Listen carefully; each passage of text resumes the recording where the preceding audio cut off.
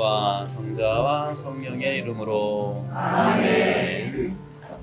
다 같이 맞춰서 하겠습니다. 예수님께서는 여러 말을 두루 돌아다니며 가르치셨다. 그리고 12 제자를 부르시어 더러운 영에 대한 문안을 주시고 둘씩 각자 파견하기 시작하셨다. 그러면서 길을 떠날 때에 희망이 외에는 아무것도 빵도 여행 보따리도 전대 돈도 가져가지 말라고 명령하시고 신발을 쉴 때 옷도 눈물을 떼지 말라고 하셨다. 그리고 우리에게 말씀하셨다. 어디에서나 어떤 문제에 들어가든 그 고장을 떠날 때까지 그 집에 머물러라. 또한 어느 곳이든 너희를 받아들이지 않고 너희 말도 듣지 않으면 그곳을 떠날 때에 그들에게 보이는 증거로 너희 발밑에 먼지를 펴버려라. 그리하여 제자들은 떠나가서 회개 하라고 선포하였다. 그리고 많은 마귀를 쫓아내고 많은 병자에게 기름을 부어 병을 고쳐주었다. 아버지와 성자와 성령의 이름으로 아멘. 자, 그러면 여러분들 예수님 제자학교에 온 것을 환영합니다.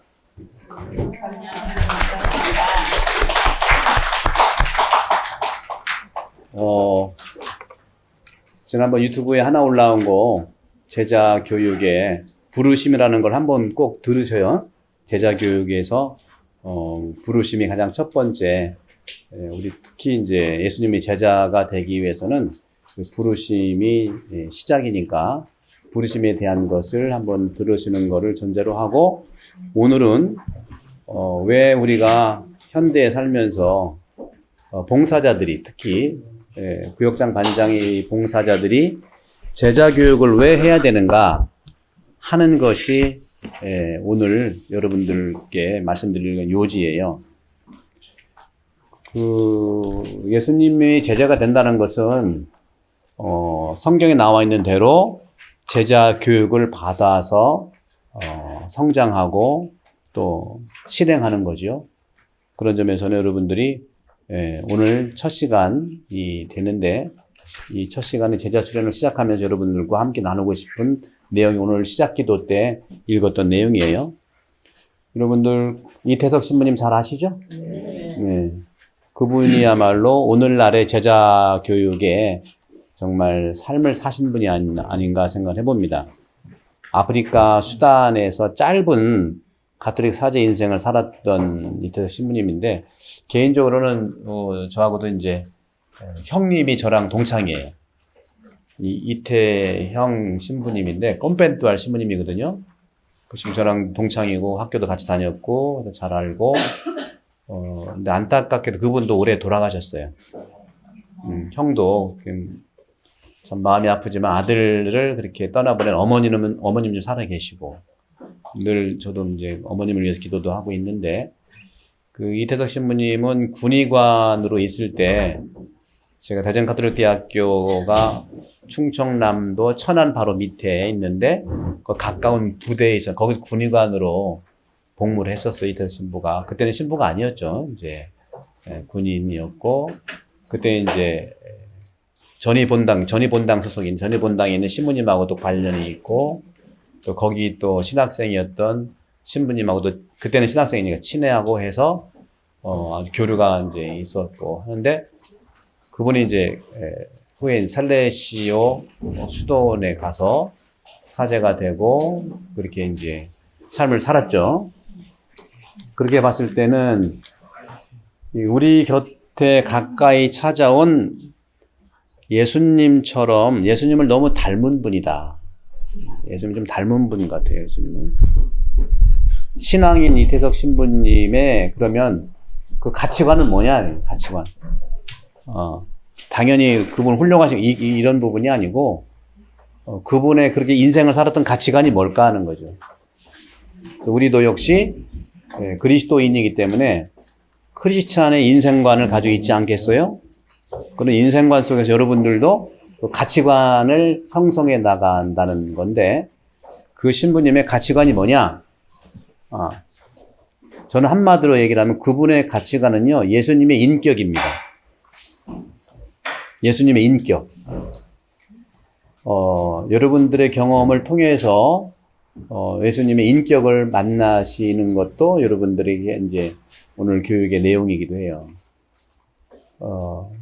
이태석 신부님의 인생관은 뭐냐 하고 물으신다면 예수님의 인격을 자신의 인생관과 가치관으로 받아들인 거예요. 그럴 때 그 인생관과 가치관이 그분에게 안내하는 거거든요. 그래서 이태석 신부님은 그 수단의 남쪽의 수단인데 남수단 사람들에게 사제이고 또 선교사이지만 가톨릭 교회 교리를 가르친 게 아니에요. 예수님도 제자들에게 교리를 가르치지 않았습니다. 이것은 교리가 중요하지 않다는 게 아니에요. 이것은 예수님처럼 사람을 사랑했다는 겁니다.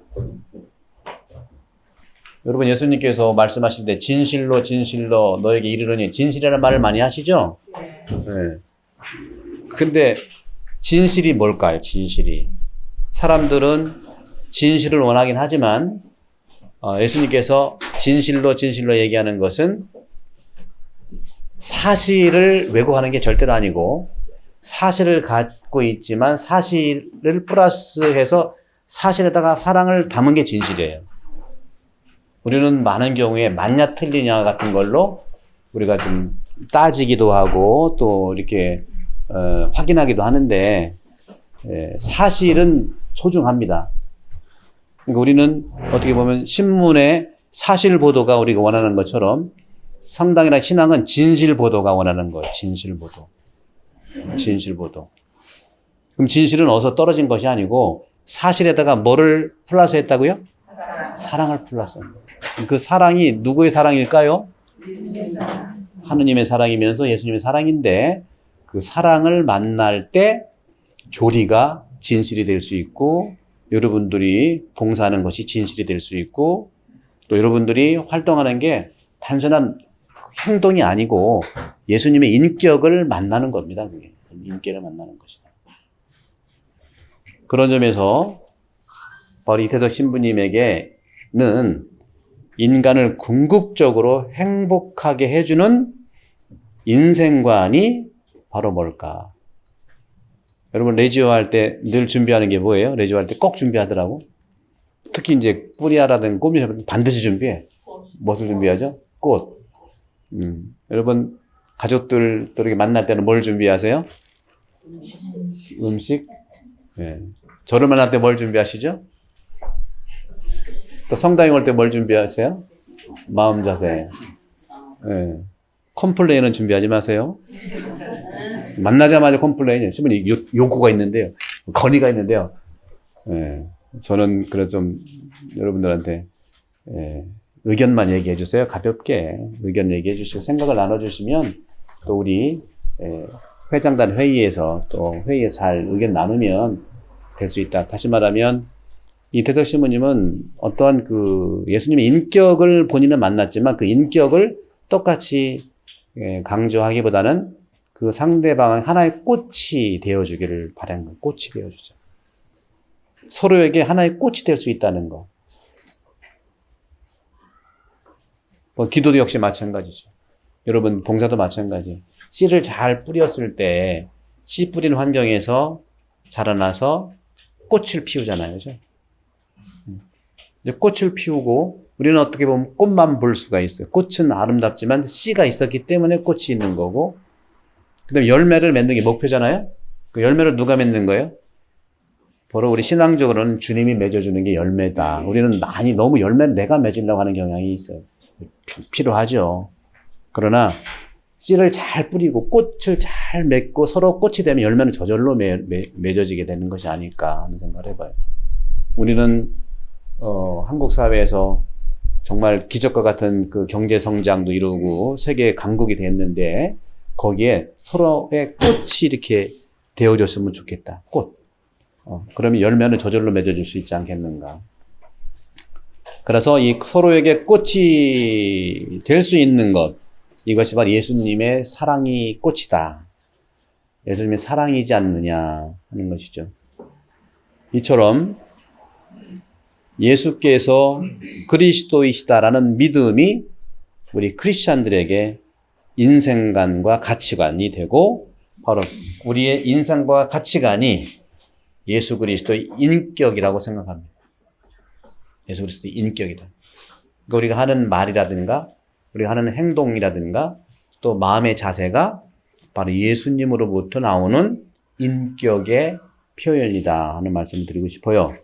저는 그래서 오늘 처음으로는 여러분들과 함께 하루 시간을 갖지만 지속적으로, 다음부터 지속적으로 이런 예수님의 제자로서의 생활할 수 있는 이런 시간들을 지속적으로 가질 겁니다. 여러분들 오셔서 만나고 소통하는 것이 중요하고, 그런 점에서는 다른 게 아니라 살아있는 예수님 살아있는 인격을 소개해드리고 싶은 거예요. 이게 소개팅 자리야. 소개팅. 특히 오늘 마르코 복음을 읽는, 여러분 마르코는요, 예수님께서 이 제자들을, 좋은 제자들을 많이 만났기 때문에 예수님이 이렇게 2000년간 그리스도교가 진행되어 온 것 같아요. 여러 복음 중에 마르코 복음이 이게 원전이에요. 여러분 우리 오리지널 좋아하시잖아. 원조 쌈박지 뭐 이러잖아. 그러니까 옆에다는 원원조라고 그래 또. 어느 교회도 그렇잖아. 복음인데 무슨 복음이래? 순 복음이래 또. 뭐 이런, 우리 너무 그리고 여기는 참기름이 있어. 근데 또 무슨 참기름? 순 참기름이래 왜 또. 한국 사람들은 더 이제 더 오리지널을 많이 찾는데, 여러분 오리지널 중에서 예수의 오리지널을 좀 만나시려면 마르코 복음을 읽어주세요. 마르코 복음은 군더더기가 없어요. 거기는 어떤 신화적인 요소 또는 마테오가 덧붙이고 이게 뭐야 덧붙이자. 루카는 이거 좀 덧붙일까. 요한은 모든 영성적인 걸 관뜩 해가지고 정말 좋은 복음들이 상당히 많이 좋은 건데, 원전 예수 인격을 보려면 마르코를 보십시오. 마르코는요 아주 심플합니다. 거기에 군더더기가 없어요. 오직 예수의 이 행동과 예수의 마음만 딱 볼 수 있는 것이 있어요. 족보도 없습니다. 아브라함의 후손 그런 말도 안 해요. 아주 딱. 마르코는 딱 한 가지 얘기하고 싶은 거예요. 뭐냐? 마르코 복음 1장 1절에 뭐라고 되어 있죠? 하느님의 아들 예수 그리스도의 복음의 시작. 이거 얘기를 전부 하고 싶은 이것뿐입니다. 하느님의 아들 예수 그리스도 복음의 시작. 이게 어떤 뜻일까요? 복음이라는 것은 뭐냐? 하느님의 아들이 바로 예수 그리스도라는 게, 하느님의 아들이 예수 그리스도인데 그게 복음인데 지금 시작하겠다. 그리고 16장으로 간단하게 끝내요. 이거를 계속 우리가 마르코의 이러한 그 측면들, 그래서 마르코를 가능하면 여러분들 읽으시고 마르코의 그런 예수의 소개를 여러분들이 구역장으로서 반장으로서 실천하려고 노력을 해보시면 좋아요. 여러분들이 깨닫고 여러분들이 안 것을 다는 아니지만 한 번씩 이렇게 실험 정신 재밌잖아요, 그죠? 하나씩만이라도. 그 중에 저는 여러분들에게 이제 그리스도를 믿는 크리스찬으로서 예수님의 인격을 마르코를 통해서 오늘 나눠드리고 싶고, 또 주님께서 나를 움직여서 여러분께 이렇게 소개하는 것처럼 여러분 현장에서는 또 주님께서 여러분들을 통해서, 여러분들의 입을 통해, 여러분들의 손과 발을 통해서 당신이 드러나시기를 원해요. 하느님은 예수님을 통해서 드러나신 것처럼 예수님은 우리를 통해서 드러나시기를 원해요. 이 직거래는 안 해요, 이제. 통해서, 천주교의 신앙은 통하는 신앙이에요. 통하는 영성이고, 통하는 봉사고, 통하는 뭘까요? 친교고 그래요. 통한다는 게 굉장히 중요해요. 여러분 혼자 하려고 하지 마세요. 통해서 하시기 바랍니다.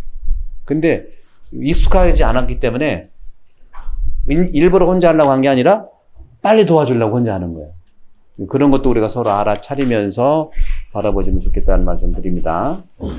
첫 번째로 오늘 여러분들 복음을 우리가 시작할 때 읽었는데, 마르코가 6장에 보면 12제자를 파견하면서 예수님의 제자들에게 주신 사명이 있어요. 사명. 오늘 읽었는데 그 중에서 6장 7절에 예수님께 둘씩 짝지어 파견하기 시작하였다. 둘씩 짝지어 파견했는데, 저도 매번 강론 때 말씀을 했어요. 72명 제자도 있고 12명 제자도 있는데 12명을 파견하면은 12구역에 파견할 수 있는데, 그렇죠? 지금 어서 오라고 전화가 왔어요. 12구역을 한 명씩 파견할 수 있는 둘씩 짝지어주면 몇 구역밖에 파견 못해? 반타작이잖아요. 반밖에 안 돼.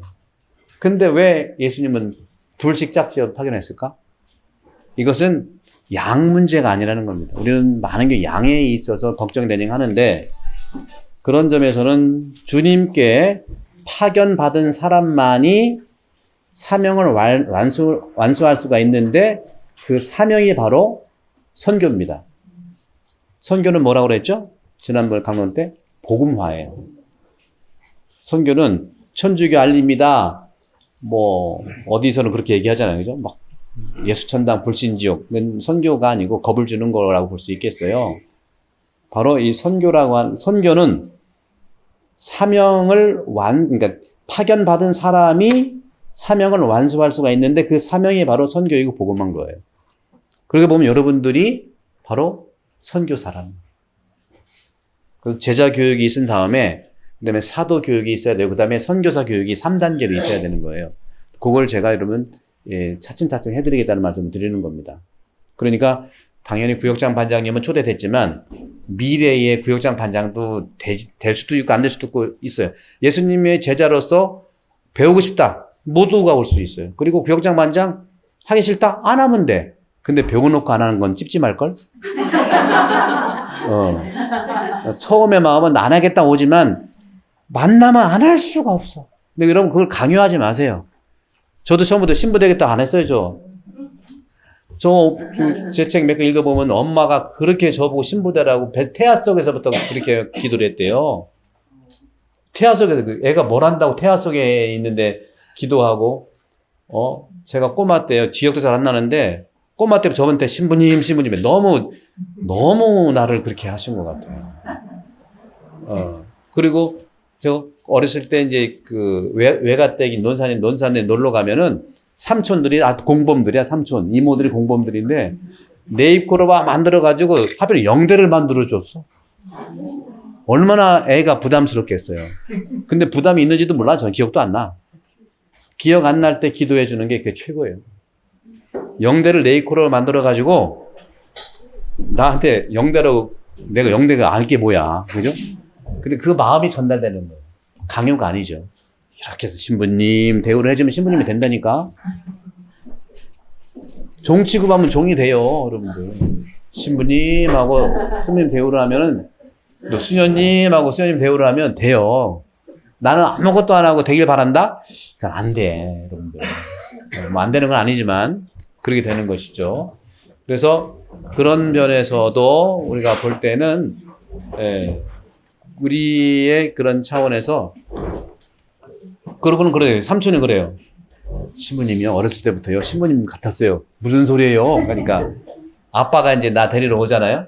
아빠가 나 데리러 오면은, 또, 제가 그랬대. 난 기억이 안 나는데, 제가 그랬대요. 딱 손, 아빠!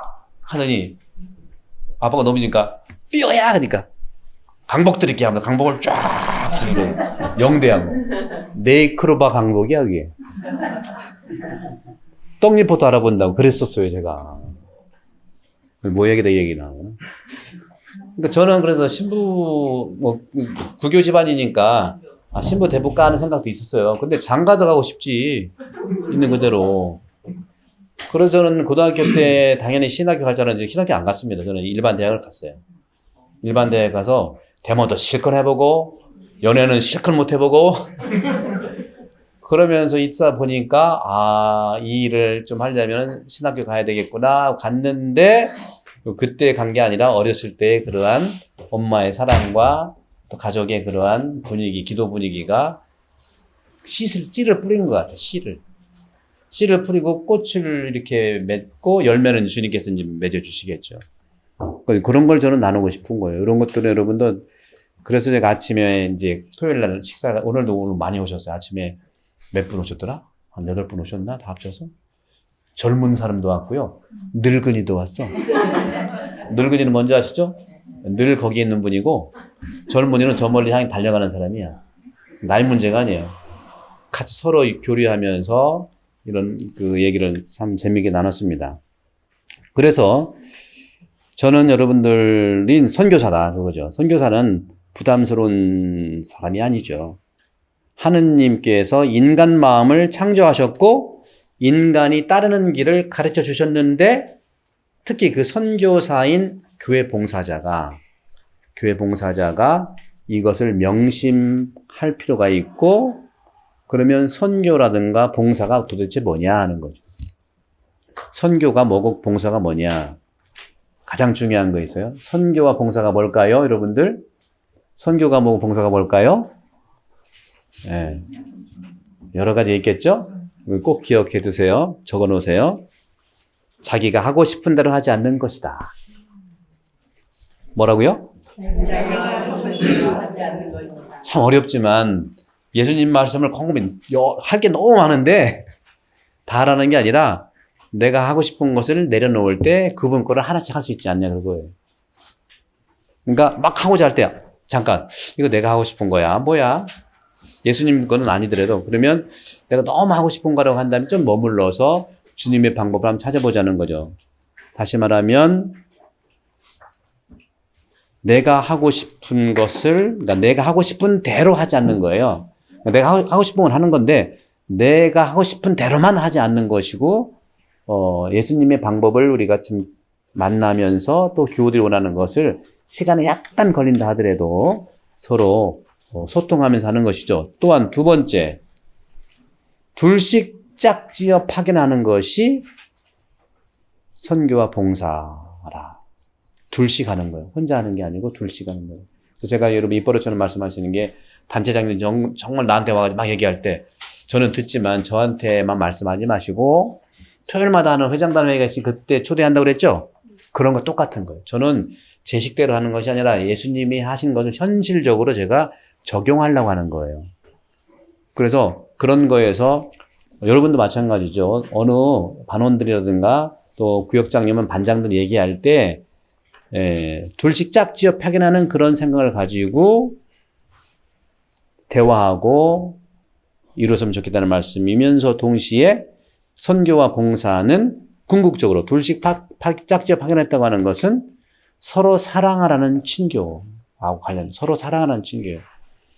그러니까 지금 물론 이해를 하면 여러분도 당장 행사가 있고 일이 있으면 일 어떻게 할까 일이 앞에 닥쳤기 때문에 당연한 일입니다. 그럴수록 우리는 일 중심보다는 둘씩 짝지어 파견했다는 걸 생각하시고 이걸 어떻게 같이 상의할까? 어떻게 서로 의논할까? 또 가능하면은 생각은 다르지만 같이 결정한 것은 어떤 걸까? 같이 결정했으면 내 생각이 달라도 그 생각을 지지해 줘야 된다는 거죠. 이게 바로 예수님이 둘씩 짝지어 파견한 이유예요. 그런 점에서 이것은 저는 제가 이번 당 오자마자 처음부터 한 얘기가 공동합의라는 말을 썼어요. 공동합의. 어떻게 공동합의가 처음 잘 되겠습니까? 여러분 부부생활 공동합의 돼요? 여러분들 혼인 얘기가 나왔으니까 그런데 여러분들 혼인할 때에 여러분들 결혼은 땡땡땡이다 할 때 뭘 것 같아? 그죠? 결혼은 참 맞는 게 아니라 맞춰가는 것이다 하고 누가 얘기하더라고. 어떻게 생각하세요? 네, 맞아요 그것도? 네, 나는 그것도 부담스럽다 생각해요. 어떻게 맞출 수 있어요 제가. 그러면 너무 좋겠지만 현실적인 거를 한번 보자는 거예요. 우리는 많은 경우에 똑같아야 되는 생각에 목표를 있으니까 너무 힘든 거예요. 다르는 게 기본이다 이거죠. 그러니까 안 맞으면 어때? 그러나 안 맞는 사람이 함께 있는 게 좋지 않아요? 우리는 꼭 맞아야 함께 있어야 되느냐 하는 거죠. 그러니까 내가 하고 싶은 말씀은 뭐냐면은 같이 달라도 대화할 수 있는 그런 사랑이 필요하지 않냐는 거죠. 그러면서 공동체를 위해서 결정을 하면 다른 생각이었지만 내 생각을 충분히 서로 얘기를 하고 소리 높이지 말고 뭐 싸울 것도 없고 생각을 잘 얘기하다 보면 사람들은요 어지간히 저 의견이 우리한테 도움이 될 것 같다 하면 다 동의를 해요. 그러니까 반대된 사람의 의견도 무시하지 말고 또 그 객관적이면서 좀 좋은 지혜가 있을 수 있는 사람 있잖아요. 좋은 지혜, 축하한다 이렇게 해주고 이렇게 되면 공동 합의가 돼요. 그러면 생각은 달랐지만 공동 합의만 되면 우리 사목회도 마찬가지, 회장도 마찬가지, 우리 신부님들 사이도 마찬가지예요. 수녀님 사이도 마찬가지예요. 어떻게 다 똑같을 수 있어요? 생각도 다르고 환경이 다른데 다만 다른 생각이 모여서 하나의 공동 합의가 되면은 내 생각을 그쪽으로 일치해서 한 목소리를 내야 된다는 거죠. 이게 둘씩 짝지어 파견하는 것에 대한 구체적인 그런 내용이지 않겠는가 말씀을 드리는 거예요. 우리는 그런 점에서 모두가 선교사고 봉사자라면 이것을 우리가 실행해 나가는 것이지 않겠는가. 그러면 이런 부분들에서 내가 살아갈 수 있는 어떤 그 자세들이 예수님한테 배울 수 있다는. 예수님은요, 기본 자세를 말씀하는 거지만 디테일한 건 우리가 서로 합의하는 거예요. 큰 흐름만 예수님 얘기해요. 큰 원칙들 디렉션만 얘기하기 때문에 그 디렉션이 잃지 않는 범위에서 디테일한 것은 여러분들이 같이 상의하시면 좋은 것이죠. 그렇게 해서 부부도 그런 거 아니겠어요? 저는 부부는 뭐냐 하고 얘기했을 때 맞는 게 아니고 맞춰나간다. 그것도 참 좋은 방법인데 저는 부부가 어떤 사람이냐 했을 때는 끊임없이 알아가는 관계다. 끊임없이 알아가는 관계가 아니겠는가. 그래서 이 생을 마지막으로 부부가 하느님 나라에 가기 직전에 표현할 수 있다면 내가 이 세상 살면서 당신을 가장 잘 아는 사람이 당신이었어. 하늘나라에서 만나자. 이렇게 얘기하고 싶어. 우리는 너무 결과주의. 맞냐 틀렸냐. 행했냐 안 행했냐. 그러니까 너무 부담이 있는 거예요. 그렇게 해서 나는 얼마나 좋아. 그러나 그것이 컨스탄트리 지속적으로 하기에는 우리가 너무나 이제 그 어려움이 많다는 거죠. 그것을 저는 대화라고 봅니다. 대화를 왜 해야 되느냐? 알아가려고. 뭐 해결하려고 하고 맞고 틀리면 검증하려고 하는 거 아니에요.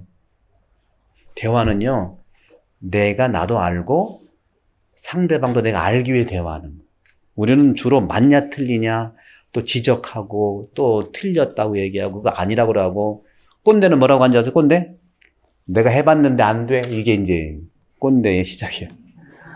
그게 영국 BBC에서 이미 나왔더라고. 한국에 꼰대란 말이 있는데 꼰대의 그 규정이 뭐냐? 내가 했을 때는 이게 이제 꼰대 시작이야. 뭔지 아시겠죠? 대화는요. 맞고 틀리고 네가 맞냐 내가 맞냐가 아니라 어떤 거라고 그랬어요? 알아가는 과정에서 대화가 필요합니다. 부부는 바로 기본적으로 알아가는 관계가 아니겠는가.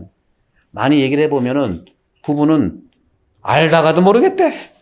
그게 자랑인지 모르겠지만 그만큼 그것은 대화를 더 해야 되는 것이 아니냐 하는 생각을 해보는 거죠. 그런 점에서도 여러분들은 이 구역장 반장도 쉽지 않지만 목소리 크게 하고 또 했으니까 내가 많이 해서 이거는 해야 된다고 강조하고 또 강요까지 하는 것은 좀 지양하면서 우리가 둘씩 파견한 이 예수님의 이 가치를 우리가 더 심화할 필요가 있지 않겠는가 하는 것이죠. 그런 점에서 두 번째 제가 여러분과 나누고 싶은 것은 오늘 복음 읽은 거에서 전대에 돈도 가져가지 말라. 마르코복음 6장 8절입니다. 전대에 돈도 가져가지 말라. 마르코는 확실합니다. 돈 없이 출발해라 이거예요. 돈 없이 출발해라. 여러분 한번 생각해 보세요. 여러분 결혼 초기에 돈 없을 때 얼마나 사랑스러웠어. 지금은 어지간히 또 안정되고 등도 좀 따뜻하고 뭐 여유는 좀 있잖아요. 그죠? 마르코는 예수의 가치를 정확하게 얘기하면서 돈 없이 시작하는 것이 교회다 하는 말씀을 합니다. 현실입니다.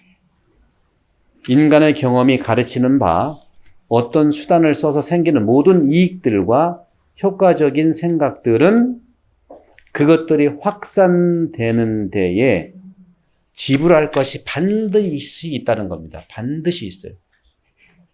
여러분들, 우리 분당 와보니까 성모에는 한 달에 2번 봉사해야 돼. 여러분들은 또 한 달에 2번 봉사해야 돼. 그죠? 식사가 성체성사처럼 매우 중요한 거예요.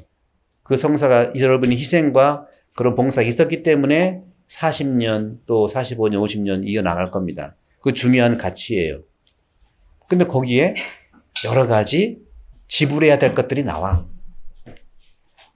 그래서 마르코는 경험을 해보니까 전대에 돈을 가져가지 말라고 얘기한 거예요. 마르코 뭘 몰라서가 아니죠. 그런 경험을 해본 거예요. 저는 여러분들이 요것들을 여러분들이 한번 일단 나누기 할 때 한번 진심으로 한번 나눠보자는 걸 제가 뭐 지시하지 않아요.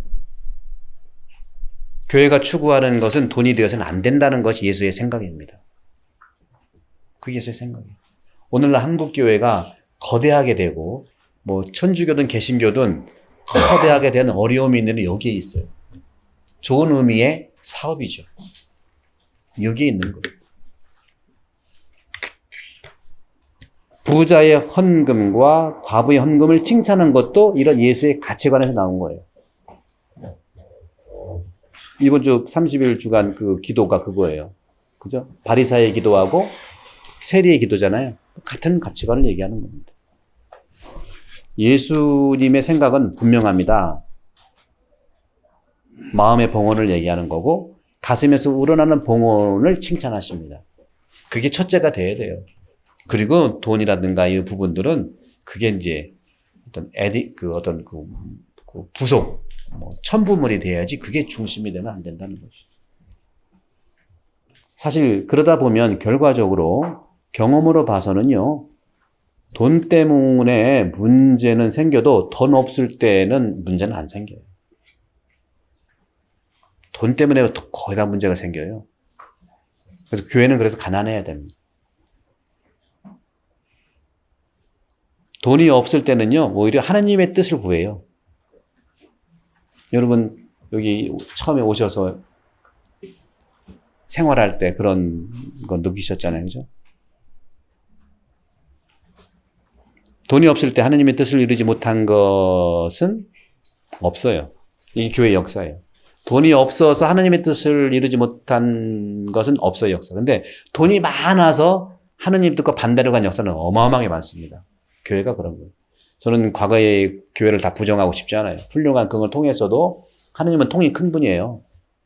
하지만 결국에는 그 중심에 교회 경험의 역사가 바로 그런 거라는 거죠.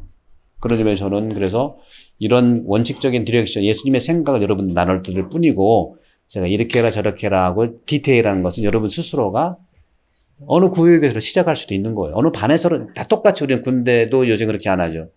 사회주의도 그렇게 안 해요. 사회주의도 시장경제 들어섰어요. 그죠? 우리가 뭐라고. 우리는 그런 어떤 일종의 노이로제 같은 게 있어요. 하려면 다 같이 해야죠. 사람이 다른데 구역도 다른데 어떻게 다 같이 할 수 있어요. 근데 여러분들은 그 익숙하려면 좀 시간이 필요할 겁니다. 그러나 저는 제 생각이 아니고 예수의 생각을 나눠드릴 뿐이에요. 저도 많이 경험을 해보니까 12구역인데 12구역에 구역장 회의를 해보면 너무 다르다는 것이 눈에 보이는데 어떻게 똑같이 다 와서 하는, 너무 그동안 애쓴 것 같아요, 여러분들이. 다른데 똑같이 와서 목소리를 내니까 목소리 큰 사람이 이길 수도 있더라고. 그리고 표현이 셀수록 더 그럴 수 있더라고. 복음보다는 센 거, 뭐 이렇게.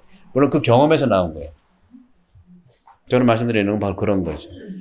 다양한 거기 때문에 다양한 것이 원칙이다. 그래서 앞으로 내년에는 어떻게 이제 구상도 하면 여러분 상의를 하면서 다양한 12구역이 1시간, 2시간 정도 모여서 얘기하니까 그 얘기가 아름답게 보이긴 하는데 정말 예수님이 원하는 그런 방법일까는 우리가 고민을 좀 해볼 필요가 있다는 거죠. 그래서 비슷한 구역, 예를 들어 1, 2, 3구역이 비슷하면 이 비슷한 구역끼리 또 모여서 서로 동질감이 있으니까 같이 할 수도 있고요. 그렇죠? 이렇게 좀 다양하게 할 수 있는 그런 것도 둘씩 짝지라는 거. 예수님께서 둘씩 짝지라지 12명이 같이 가라 이렇게는 안 했거든. 이것도 우리가 좀 생각해 볼 필요가 있는 거라는 거죠. 근데 이렇게 얘기하면 어떤 분이 지시하세요. 헷갈려 죽겠네. 그렇게. 예. 내조가 아니라 지시를 못하겠고, 디렉션을 드리면서 우리가 해봅니다.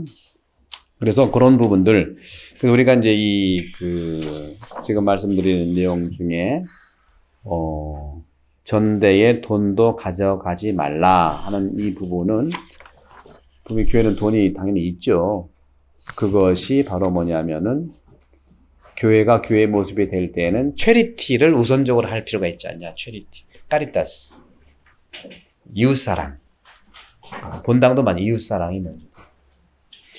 가정 안에서도 여러분 보시기에 가정 구성원들이 있는데 정말 똘똘하고 잘 나가는 아들한테는 크게 어떤 걱정이 없지만 조금 아빠가 챙겨줘야 되고 엄마가 좀 더 이렇게 신경 써야 되는 자녀가 있으면 더 안쓰럽잖아요. 똑같은 거예요. 우리 본당 안에도 그런 분들을 좀 더 챙겨주고 싶은 것이 아니에요. 표시 안 나게. 조금 더 보면 이 지역사회에서 정말 맡겨진 사람들을 좀 더 신경 써야 되지 않나. 교회는 그게 교회거든요. 돈을 쓰더라도 그릇 쪽에 먼저 써야 된다는 거죠. 그게 이제 사회복지라는 차원으로 나오는데 처리티가 그런 거죠.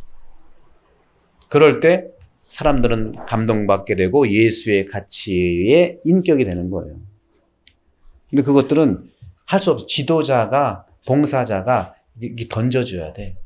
안 그러면요, 이게 다들 일상생활 하는데 그 생활을 하는 게 아니잖아요. 그래서 일상생활을 하는 거에서 그것만 생각하는 사람들이 사제 수도자고 또 거기에 협력하는 분이 사목위원 구역장 반장이라는 얘기죠.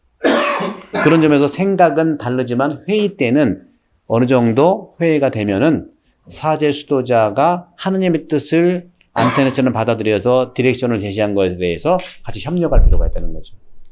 각자 자기 주장만 하고 단순히 본당 신부의 이런 하느님의 디렉션을 전달만 하고 구역원들의 소식만 전달을 단순한 전달자들이 아니라는 거죠. 전달은 물론 해야 되겠지만 우리가 우체국이나 택배 같은 기사가 아니에요. 그분들은 목적이 전달하는 데 목적이 있지만 여러분 단지 전달하는 게 목적이 아니에요.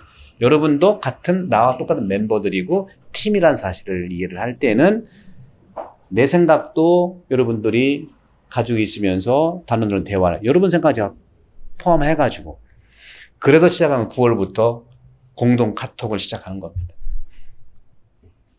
자세한 그동안 어려웠던 걸 보니까 회의는 많이 하는데 회의 내용이 정리하기 어려우다 보니까 공유가 안 되다 보니까 끝난 다음에 누가 그러면 몰라 기억이 다 안 나니까 나도 기억이 안 나는 내가 말해서 기억이 안 나는데 그래서 소통이 안 돼가지고 진척이 안 되는 것처럼 했던 것이 굉장히 많습니다. 그래서 9월부터 우리 신부님 두 분의 도움을 받고 어제도 회장님 회의했는데 우리 이제 사무위원 도움을 받아가지고 공유를 시작하기 9월부터 공유를 받아서 시작했습니다. 했더니 어떤 분은 또 스팸이라고 하대? 난 이해는 해요. 스팸을 잘 몰라서 하는 소리지 그거는. 스팸은 그게 스팸. 뇌에서 내가 나온 뇌에서 정말 신중하게 서로 대화해가지고 기도해서 나온 것이 스팸일까요? 그분은 표현을 일부러 그렇게 하는 건 아닐 거예요. 자기 경험에 의해서 이제 딴 데 많이 오니까 그거 합쳐가지고 와서 이제 그래 벌써 얘기했을 것이 아니냐.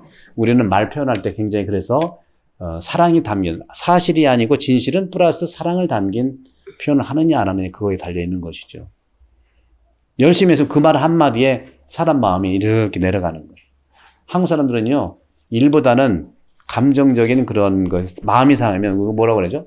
심정이 상한다든가 뭐라고 그래요? 예. 그러면 이제 마음에 오해를 사게 될 수가 있다는 것을 말씀을 드리는 겁니다.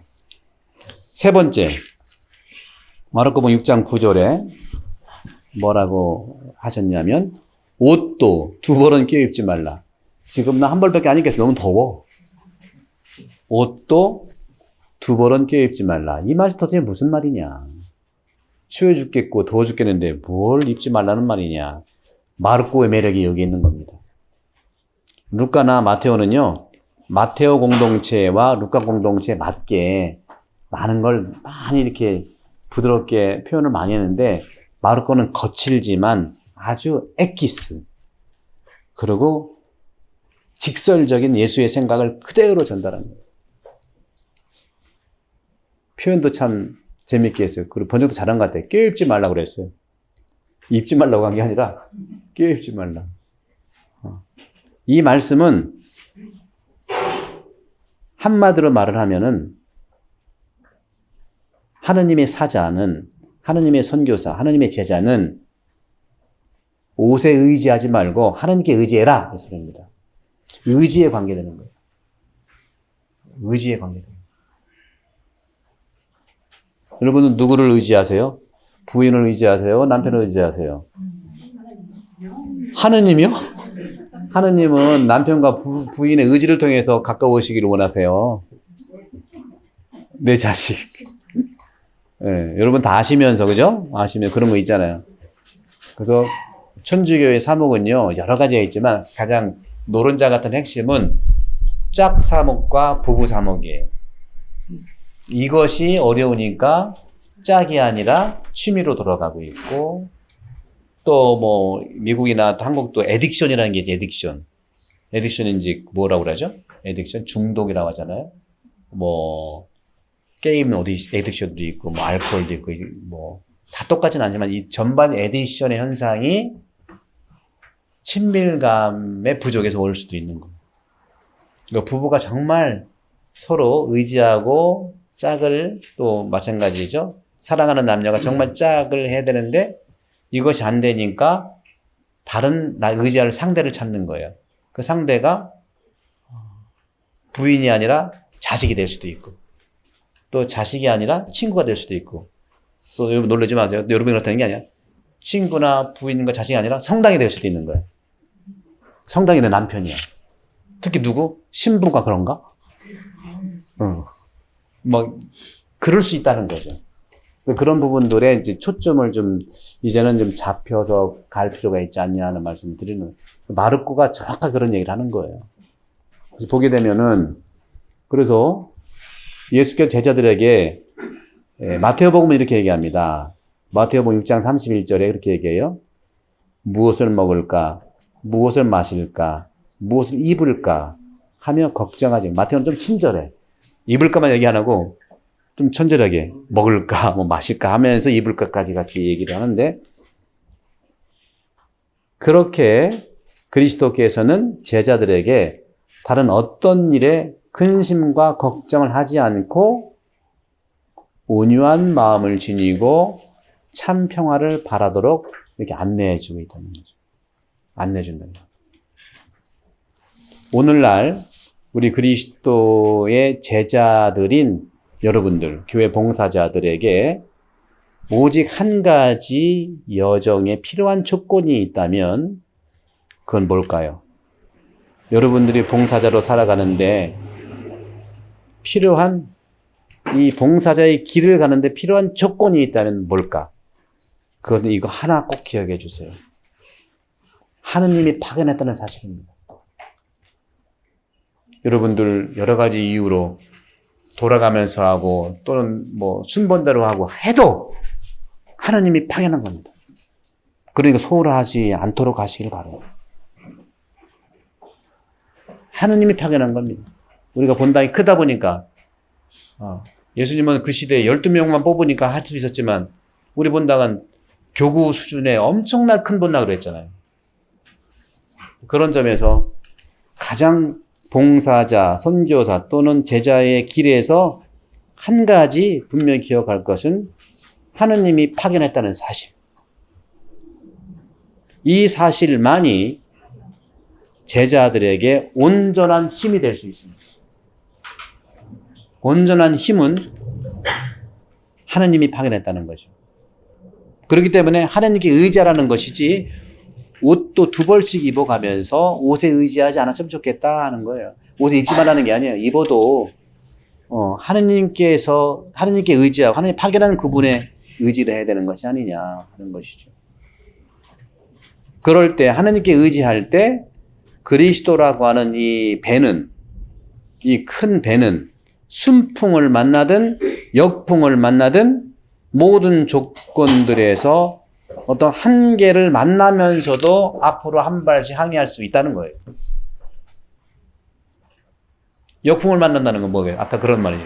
약간 오해가 돼가지고 말을 조금 좀 거칠게 한다든가 좀 자기식대로 한다든가 그런 거예요. 그런 역풍 충분히 우리 인생 사는 역풍 안 만나겠습니까? 우리 교우들하고 다 똑같은 그런 부분만 하겠습니까? 안 그렇거든요. 그럴 때 우리가 받아들일 수 있는 건 하느님 파견하셨다 하는 사실들을. 이태석 신부님은 아프리카 수단에서 예수님의 제자로서 그 나라 사람들을 친구로 여기면서 둘씩 짝지어 파견하기 시작한 분이에요. 가서 브라스 밴드도 만들고 가서 뿜빠하고 어떤 데든 치료해주는 의사로 만나고 꼬마다 얘기하는 거 다 보셨죠? 막 다쳐가지고 오는데 막 아프다고 뭐하나 아파 죽겠는데 치료하는 거야 마는 거야. 아 지금 치료하고 있어. 치료하는데 왜 아픈 거야? 뭐 이렇게 나오고. 그죠? 그렇게 서로 얘기하면서. 그죠? 그리고 이제 거기에는 또 비하인드 스토리가 있어요. 거기 이태석 신부님 면도하는 거라든가 뭐 치료하는 거 이런 아주 일상적인 것들이 필름에 담겼잖아요.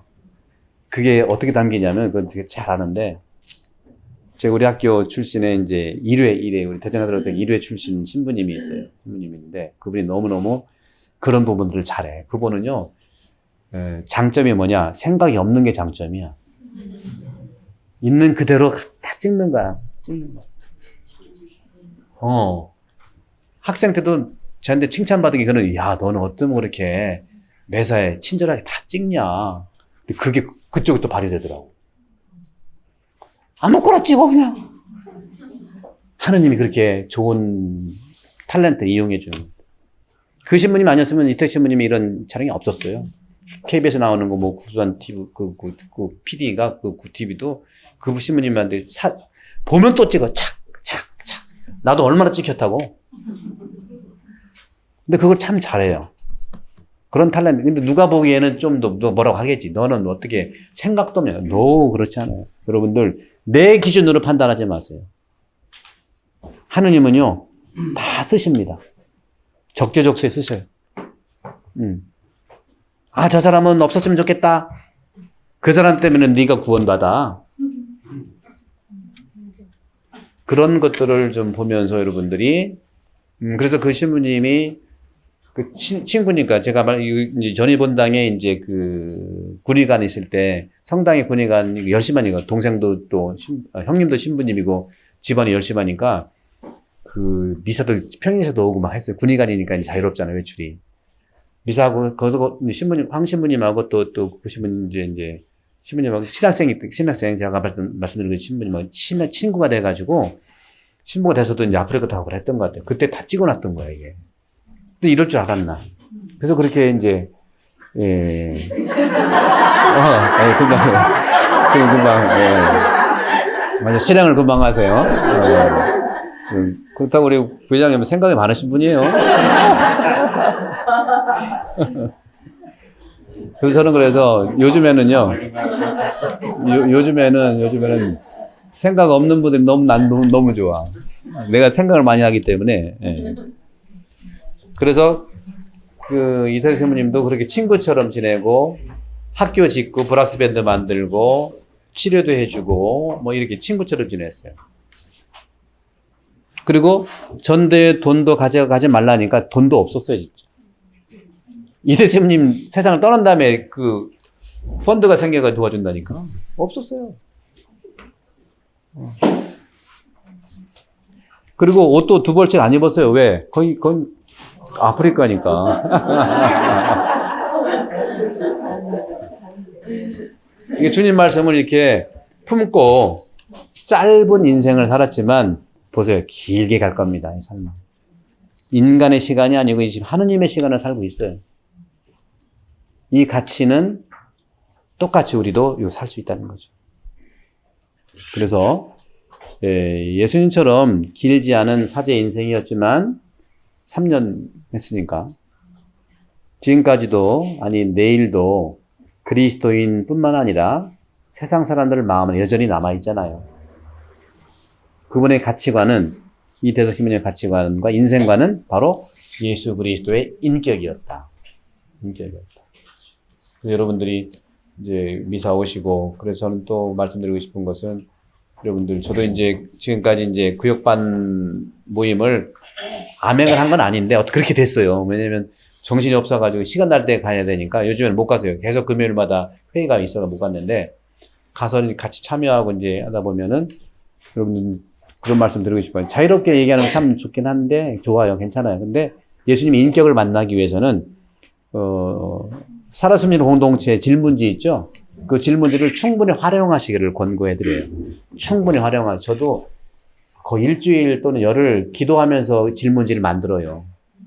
아주 어떻게 여러분들에게 예수님 인격을 소개해드릴까. 그래서, 그 전도 너무 좋은 질문이었지만, 제가 2월 달부터 나온 질문지를 우리 인터넷에 보면 다 나오니까 잘 수고해서 예수님 인격을 만날 수 있는 질문지를 예수님도 질문을 잘 하시잖아요. 질문이 좋으면 또 거기에 대한 또 반응도 좋죠. 그런 질문지를 충분히 활용해 주시고, 3개면 3개 다 안 해도 좋지만, 3개 중에 1개라도 좀 서로 질문지 나누면서 예수님 인격을 만났으면 좋겠고, 그 다음에 그 활동에 대한 제시문이잖아요. 안내가 제시문으로 바뀌었어요.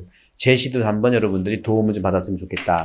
단순히 읽어보는 것만이 아니라 그걸 좀 차근차근 보시면서 구역분들이 예수님을 만날 수 있는 그런 시간이 됐으면 좋겠다 하는 말씀을 드리고 싶어요. 그런 점들을 좀 보시면서 오늘 이제 이따가 여러분 나눔을 하실 때 저도 이제 공동체 봉사자로서 나는 반원들 그리고 반장들과 어떠한 인간관계를 맺고 있는지 살펴보십시다. 이 얘기는 뭐냐면 둘씩 짝지어서 하느냐 그 얘기를 하고 싶은 거예요. 둘씩 짝지어서 이렇게 활동하시든지 또 모임 하시냐 그 얘기를 하기 위해서 조금 풀어서 어떠한 반장님이나 구역장님은 반원들과 어떤 인간관계를 맺고 있느냐 그렇게 이제 표현한 겁니다. 짝지 않느냐 그렇게 하면 말할 건 너무 직설적이니까 저는 풀어서 말씀드린 거고, 두 번째는 예수님께서 말씀하신 전대에 돈도 가져가지 말라는 의미를 봉사자로서 어떻게 실천해야 할지 구체적으로 나눠보자는 걸 얘기하는 거예요. 그런 부분들을 좀 얘기하고 싶었고, 또 세 번째는 옷을 아까 얘기 2벌씩 끼얹지 말라는 것도 역시 하느님을 믿고 의지하는 그런 신앙생활에서 나와 하느님과의 관계를 한번 자세히 들여다보자. 잘하고 계시지만 우리가 매번 하다 보면은 하느님께 의지는 하고 있지만 또 일에 부딪히다 보면 거기에 이제 집중하다 보면 약간 또 잃어버릴 수도 있거든요. 그런 차원에서 오늘 3가지 말씀드린 예수님의 이러한 제자 수련이라고 할 수 있는 제자 훈련에 있어서 시작하는 데 사명, 예수님의 이제 예수님의 사명을 받은 여러분 구역장 반장님들로서 3가지, 둘씩 짝지어 파견하셨다는 거, 전대의 돈도 가져가지 말라고 하는 거, 2벌씩 옷을 끼얹지 말라고 하는 이 3가지가 오늘날에 나는 어떻게 적용될 수 있는가를 가볍게 나누자는 그런 말씀이에요. 그래서 이제 끝으로 저는 여러분들께 이 말씀을 드리고 싶은 것은,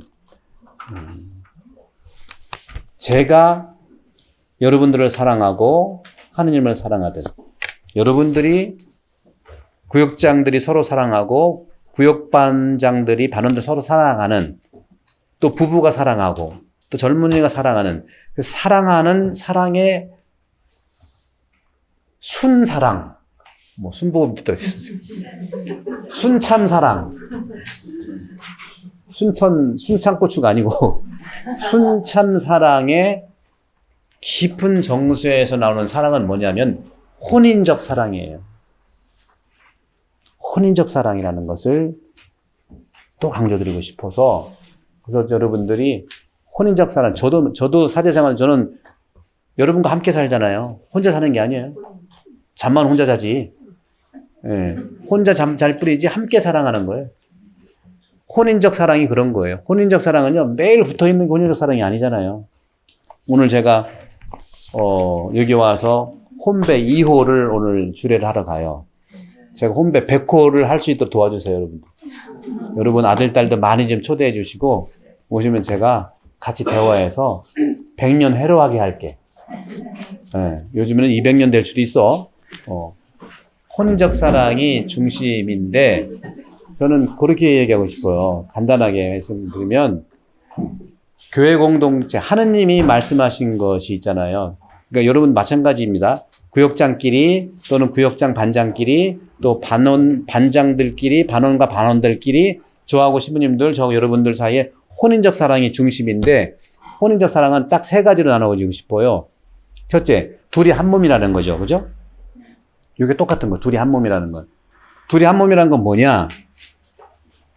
생각이 둘일 수 있어요. 그죠? 또 태도도 둘일 수 있어요. 그러나 하나라는 거예요. 여러분 다 심플하게. 둘이 한 몸이 어떻게 돼야 돼요? 누가 어떤 분은 그래. 생각이 같아야 돼요. 같이 같은 방향을 바라봐야 돼요. 그러면 너무 좋겠지만 생각이 다르고 다른 데 바라봐도 같이 있어라. 그래서 저는 어떻게 말씀드리시냐면 그러니까 becoming one이 되는 거. becoming one이 되는 것은 two person이 become one이 되는 것은 참 쉽지는 않겠지만 내가 이제 여러분들이 이제 베드로가 있고 또 수산나가 있다고 봐요. 신랑 신부가 있다고 봐.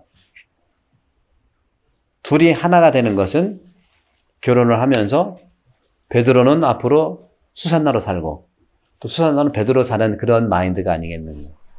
그렇게 산다는. 근데 되게 어떻게 해요? 베드로는 수산나를 베드로로 끌어들이고 수산나는 베드로를 수산나로 끌어들인단 말이에요. 이건 둘이 하나가 아니라 하나가 둘이 되는 거야. 나는 나인데 또 하나는 내가 있으니까. 그렇게 될 수 있는 가능. 또 하나는 뭐냐면 그것은 바로 결혼하는 혼인적 사랑은 베드로는 수산나의 거울로, 수산나는 베드로의 거울로 사는 것이 아니냐. 이게 추상적인 게 아니고 그런 노력을 해보는 것이 혼인적 사랑의 중심이다라는 생각을 해봅니다. 두 번째, 오늘 혼인한 사람 다 해버리네. 두 번째는 뭐냐면 평생 같이 대화하며 살았으면 좋겠어요. 대화를 평생 왜 해야 되죠? 아까 말씀드린 거예요. 끝까지 당신을 알려고. 왜냐하면 언젠가는 알고 싶어도 못 알을 날이 올 수 있잖아요. 후회하지 말고 나이 들어서 있을 때 잘할 거 이러지 말고 끝까지 이 사람하고 대화할 날이 있으면 좋겠지만 없을 수도 있잖아요. 어떻게? 한 달 출장 간다든가. 너무 좋아? 그럴 때. 그래서 대화를 끊임없이 해야 되고 그런 점에서 대화는 상대방을 끊임없이 알고자 하는 결혼 생활이지 않냐. 완료가 아니고 알고가 알아가는. 세 번째 끝으로 결혼을 해보니까 여러분들 쉽지 않잖아요. 왜 쉽지 않아요? 책임과 의무를 다해야 되니까. 결혼만 하면 됩니까? 남편은 남편으로서 책임을 다하고 부인은 부인은 책임을 다해야 되잖아요. 남편의 책임은 뭐예요? 의무는 뭐예요? 요즘 약간 바뀌겠지만 뭐예요? 남편 계시죠? 남편의 의무가 뭐고 책임이 뭐예요? 돈 버는 거예요. 잘하시죠? 그러면 부인은 책임과 의무가 뭐예요? 뭐야? 자녀를 낳아서 잘 키우는 자녀 잘 기르는 거. 그래요. 다 아시잖아요. 그죠? 맞아요. 결혼은 이렇게 책임과 의무를 다하는 것이 아주 중요한데 더 중요한 게 있어요. 둘이 재밌게 사세요. 재밌게 사세요. 더 중요한, 둘이 재밌게 사는 게 더 중요해요. 그걸 얘기하고 싶었어요. 구역장 반장도 마찬가지고 저도 마찬가지. 여러분도 나 재밌게 살고 싶어. 제 책임도 있어요. 저도 재밌게 살고 있어요. 그러라고. 여러분 저 이태리 음식 좋아하는 거 아시죠? 이태리 음식 먹고 싶으면 저한테 신청하세요. 제가 가서 먹고 돈은 여러분이 내세요. 이런 거. 분위기 좋은데 더 좋아요. 재밌게. 그렇죠?